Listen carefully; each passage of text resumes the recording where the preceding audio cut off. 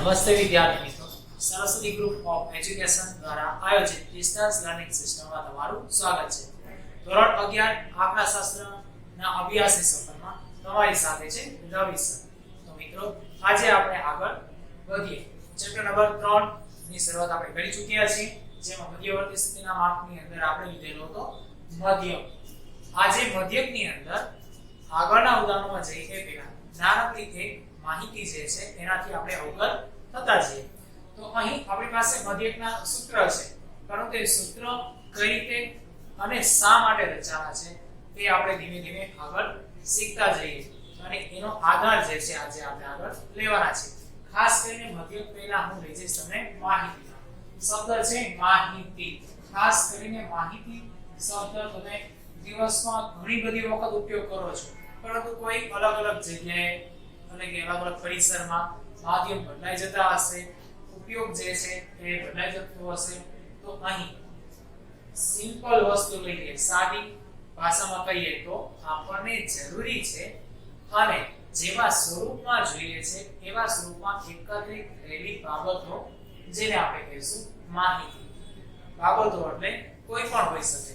કદાચ એ પિક્ચર્સના નામ, કારના નામ, કોઈ પણ જુદી જુદી પ્રકારની વસ્તુઓ જે છે એના નામનું લિસ્ટ, વિદ્યાર્થીઓના નામ, કોઈ કર્મચારીઓના નામનું લિસ્ટ, એનાથી વિશેષ કદાચ ચલો પોલીસ જે છે એની અંદર આવતા અલગ અલગ પ્રકારના રેન્ક, એ જ રીતે ચલો મિલિટરી લઈએ તો મિલિટરીની અંદર આવતા અલગ અલગ પ્રકારના રેન્ક વગેરે પ્રકારની બાબતોનું એક સમ, જેને કહીશું માહિતી. હવે આ માહિતી જે છે એ પ્રમાણે મધ્યકની અંદર અલગ અલગ પ્રકારમાં એને વર્ગીકૃત કરવામાં આવેલા છે કે વહેંચવામાં આવેલા છે. એના વિશે આપણે આજે ચર્ચા કરીએ છીએ અને થોડાક શબ્દો અને માહિતી તમારી સામે મૂકું છું. જેમ કે અહીં મધ્યક તૈયાર કરવો છે તો સૌથી પહેલા આપણી પાસે માહિતી હોવી જોઈએ. ચલો આ માહિતી, તો પહેલો પ્રશ્ન માહિતીને પૂછે કેવી હોવી જોઈએ, પછી બીજું કેટલી હોવી જોઈએ, ત્રીજું કેવડી હોવી જોઈએ. તો બધાને લાગે છે લટકણી. ચલો કેવી એ સ્વરૂપ આપે છે, કેટલી એ એનો વિસ્તાર આપે છે, ક્યાં સુધી જઈ શકાય વગેરે વગેરે, અને કેવડી એટલે એનો મતલબ એનું કદ આપે છે. ચલો આ બે થોડાક સામીપ્ય નજીકના લાગે છે, પણ તે છે થોડો ભેદ છે. સૌથી પહેલા માહિતીની વાત કરીએ તો આપણે આંકડાશાસ્ત્ર વિષયની અંદર જોઈએ છે. માહિતીમાં આવી જશે બે પ્રકાર. એક તો ગુણધર્મવાળી, જેને કોઈ સંખ્યામાં ન લઈ શકાય તેવું હોય, અને બીજું જે છે એ સંખ્યાત્મક, એટલે કે સંખ્યામાં લઈ શકાય તેવી. તો આનો જવાબ તો તૈયાર છે. માહિતી કેવી હોઈ શકે? અહીં આપણે આંકડાશાસ્ત્ર માટે ગુણાત્મક કે સંખ્યાત્મક, ચલો એ તો ક્લિયર છે અને એ તમે થોડું ઘણું જાણો પણ છો. કેટલી? તો હવે આવે છે ગુણધર્મવાળી. કિંમતો લઈએ તો એ કેટલી, ક્યાં સુધી? સંખ્યાત્મક લઈએ તો કેટલી, ક્યાં સુધી? તો બંનેનો જવાબ એક જ છે, અનંત સુધી. જાણીએ છીએ આપણે કિંમતો જે છે, આંકડાઓ જે છે ને આપણે અનંત સુધી લઈ જઈ શકીએ છીએ. ત્રીજું કેવડી હોય છે? તો આવે છે કદ. અનંત પણ એને કોઈને કોઈ સ્વરૂપમાં ઢાળવી તો પડશે, તો એ છે કદ. અને કદ જ્યારે આપણી સામે આવે છે તો એ પ્રમાણે માહિતી જે છે એને આપણે મધ્યક તૈયાર કરવા માટે અલગ અલગ પ્રકારના સૂત્રોનો ઉપયોગ લઈએ છીએ. ચલો મિત્રો, તો આજે અલગ અલગ પ્રકારના સૂત્રોનો ઉપયોગ લેવો પડે છે. એની પાછળ રહેલી માહિતીના પ્રકારો અને સ્વરૂપો જે છે આપણા મધ્યવર્તી સ્થિતિમાનના પ્રકરણને ધ્યાનમાં રાખીને આજે અભ્યાસમાં લઈએ છીએ. અહીં માહિતી જે છે એ સૌપ્રથમ શરૂથી લઉં છું તો વર્ગીકૃત માહિતી અને બીજું અવર્ગીકૃત માહિતી. આ બે પ્રકારથી આગળ વધશે. આપણે ખરેખર સ્વરૂપનો જ પહેલા તો ઉપયોગ જોઈએ છે.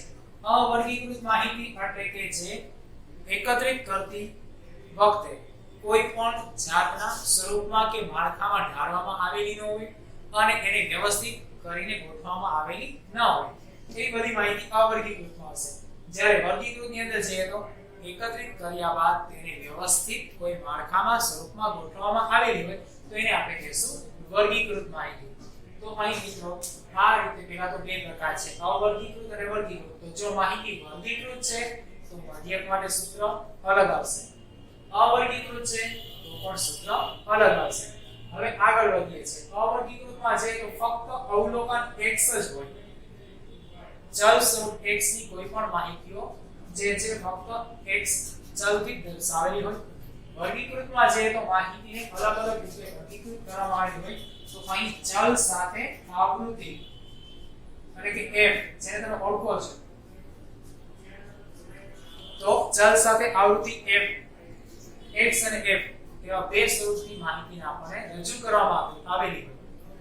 હવે એથી આગળ છે તો આવૃત્તિમાં વર્ગીકૃત થયેલી માહિતી જે છે એ જોઈ શકીએ છીએ, એટલે કે વર્ગીકૃત માહિતી આપણે જોઈ શકીએ છીએ, પરંતુ વર્ગીકૃતની અંદર પણ સતત અને અસતત પ્રકારની માહિતી આવશે. તો અહીં માહિતીનો પ્રકાર જે છે એ પ્રમાણે આપણે અહીં સૂત્રનો ઉપયોગ લેવાના છે. તો અત્યારે આપણે પહેલા અવર્ગીકૃત માહિતી માટેના દાખલાઓ જે છે એના ઉદાહરણો જોઈ ચૂક્યા છે. અત્યારે આપણે વર્ગીકૃત માહિતીમાં અને અસતત પ્રકાર જે છે એની અંદરનું સૂત્ર અને એનો એક ઉદાહરણનો દાખલો સમજવાના છે. હજી આની અંદર આપણે ફક્ત જાણકારી માટેનું પહેલું ચરણ જે છે એ જ આજે લીધેલું છે. બાકી હજી ઊંડાણપૂર્વકનો અભ્યાસ આપણે સૂત્ર અને વિગત સાથે કરતા રહીશું. તો મિત્રો આજે આપણે મધ્યકની અંદર વર્ગીકૃત અસતત પ્રકારની માહિતી જે છે એનું એક ઉદાહરણ લઈએ. મિત્રો એક અહીં ઉદાહરણ છે આપણી પાસે વર્ગીકૃત માહિતીમાં અસતત આવૃત્તિ વિતરણ વાળું. હવે આપણી પાસે એક અહીં ઉદાહરણ છે જેની રકમ વાંચું છું, જેને ધ્યાનથી સાંભળશો. એક વિસ્તારમાં કુટુંબ દીઠ બાળકોની સંખ્યા, એક વિસ્તારમાં કુટુંબ દીઠ બાળકોની સંખ્યા નીચેના કોષ્ટકમાં દર્શાવી છે. કુટુંબ દીઠ બાળકોની સંખ્યાનો મધ્યક મેળવો.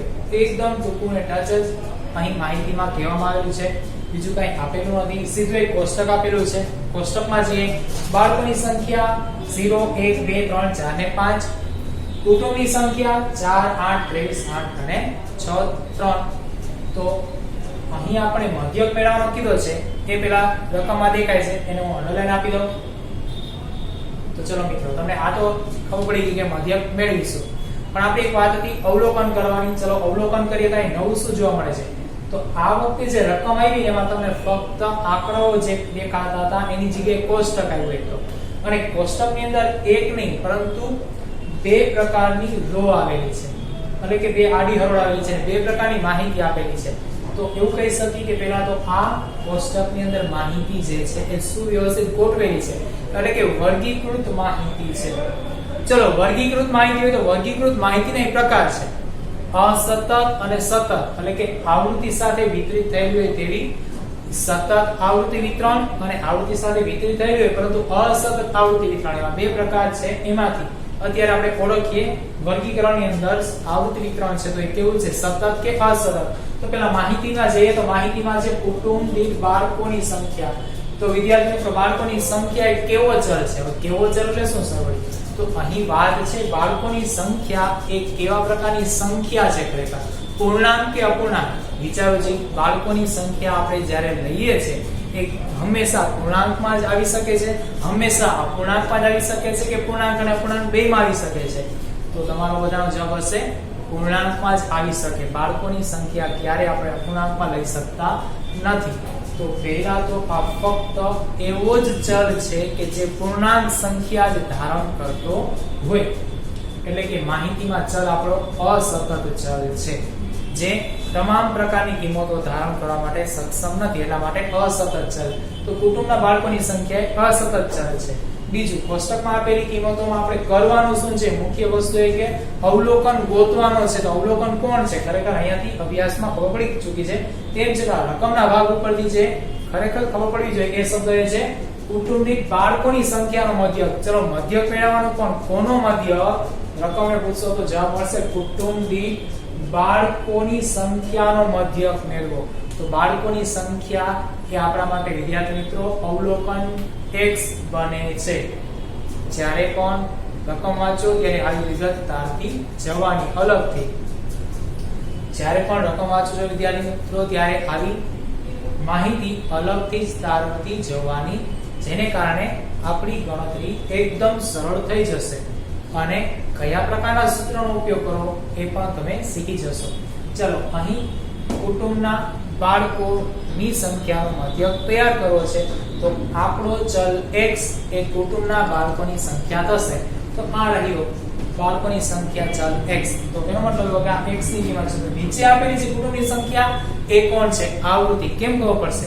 વિચારીએ. ચલો, હવે તમે માનો કે કોઈ સર્વે કરવા જાઓ, એક કામ કરીએ, હું તમને એક કામ સોંપું. ચલો કે ભાઈ એકવાર એક સોસાયટીમાં જ્યાં તમે જાણો છો તમારા ઓળખીતા છે વગેરે, એની અંદર 3 શેરીની અંદર જાઓ અને પ્રત્યેક ઘરમાં જઈને તપાસ કરો કે ચલો તમારે કોઈ બાળકો છે, હા તો એની સંખ્યા નોંધાવો.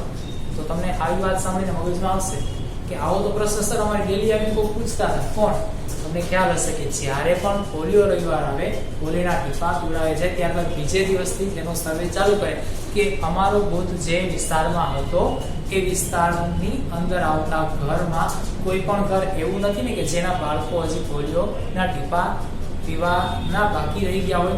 તો એને કારણે લોકો શું કરે છે? આવો સર્વે એટલે કે આવો તપાસ કરે છે. તો માની કે તમે કોઈ આવી તપાસ કરતા હોય તો કે તમારી બાળકોની સંખ્યા કેટલી છે, તો આવું જ કોઈ આરોગ્ય શાખાના માંથી આવતા અધિકારીઓ પણ આવી તપાસ કરતા હશે. તમને આવી પૂછશે ભાઈ તમારા ઘરે કેટલા બાળકો? તો હવે આવી તપાસ કરીને કોઈ વ્યક્તિએ શું કરેલું છે? માહિતી એકત્રિત કરેલી છે. તો કદાચ એમ કહેશે ચલો મારે કોઈ બાળકો નથી, તો એવું અવલોકન આપણે નોંધીએ 0. પણ એવું બની શકે કે એવું તમે પૂછ્યું ઘર છે બીજા ઘરે પણ હોઈ શકે. તો તમે 0 ની કેટલી વખત પુનરાવર્તિત સંખ્યા લો છો એ એની આવૃત્તિ. એટલે કે જે કુટુંબની અંદર એક પણ બાળક નથી એવા ઘર નોંધીએ કેટલા 1 2 3 4 5, તો આપણી આવૃત્તિ. એવું કે ચલો ભાઈ એક કુટુંબની અંદર 2 બાળકો છે, તો 2 બાળકો હોય એવા ઘર કેટલા આવ્યા? 3 4 5, એને નોંધતા જ છે, તો એની આવૃત્તિ. એનો મતલબ એવો કે એકને એક પ્રકારનો અવલોકનની માહિતી જે છે એનું પુનરાવર્તિત થતું અવલોકન એટલે કે મૂલ્ય, તો એ થઈ ગઈ આપણી આવૃત્તિ. અહીં છે 4 8 23 8 6 3 એ કુટુંબની સંખ્યા.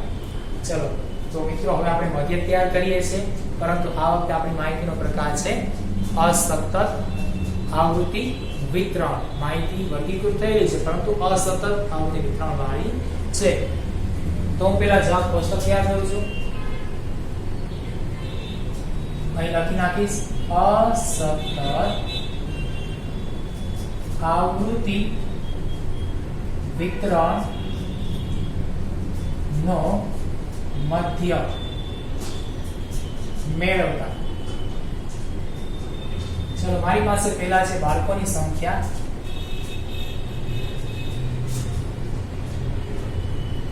x 0 1 2 3 4 અને 5. બાજુમાં છે કુટુંબની સંખ્યા આવૃત્તિ f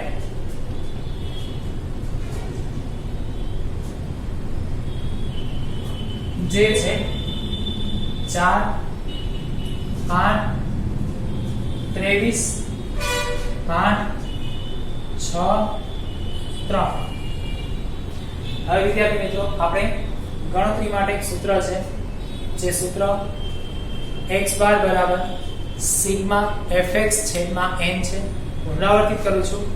આવૃત્તિ વિતરણમાં અસલ આવૃત્તિ વિતરણ વખતે આપણી પાસે મધ્યક મેળવવાનું એક સૂત્ર છે x બાર બરાબર સિગ્મા fx છેદમાં n.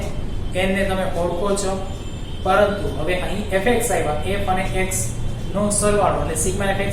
તો આ ક્યાંથી મેળવીશું? આપણી પાસે રહેલા કોષ્ટકમાંથી. તો અહીં f અને x નો ગુણાકાર માટે આપણે જવાબ કોષ્ટકમાં ત્રીજી કોલમ તૈયાર કરીએ. તો f ગુણ્યા x fx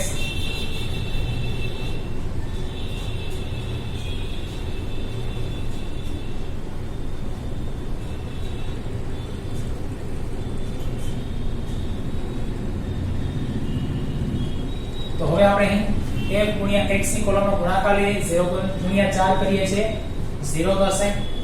હવે અહીં 8 ગુણ્યા 1 કરીએ તો 8 થશે. 23 ગુણ્યા 2 કરીએ તો 46 થશે. 8 ગુણ્યા 3 લઈએ 24 થશે. 4 ગુણ્યા 6 લઈએ 24 થશે. 5 ગુણ્યા 3 લઈએ 15 થશે। તો મિત્રો હવે અહીં કોષ્ટકમાં આપણે લઈએ છીએ સરવાળો, દરેક કોલમની કિંમતોનો સરવાળો લઈએ।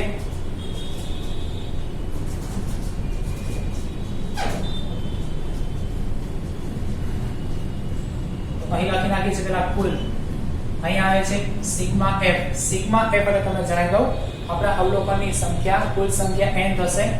અહીંયા જોઈએ તો અવલોકનોમાં 4 + 8 12 + 23।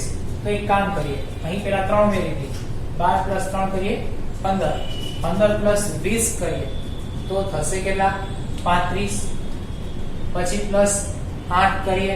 ચલો નજીકના રાઉન્ડ ફિગર આંકડાનો આપણે ઉપયોગ કરી શકીએ છીએ। 35 + 10 કરી નાખો 45 થશે। 45 માંથી આપણે 2 લેસ કરી દઈએ કે આપણે પૂરા 10 ઉમેરેલા છે। 43 + 6 કરીએ 49 અને 49 + 3 કરીએ આપણને મળે છે 52। તો આપણા n થઈ ગયા 52। ત્યારબાદ હવે fx નો સરવાળો સિગ્મા fx બરાબર લઈએ તો અહીં છે 8 + 0 એટલે 8 થશે, +46 કરવાના છે।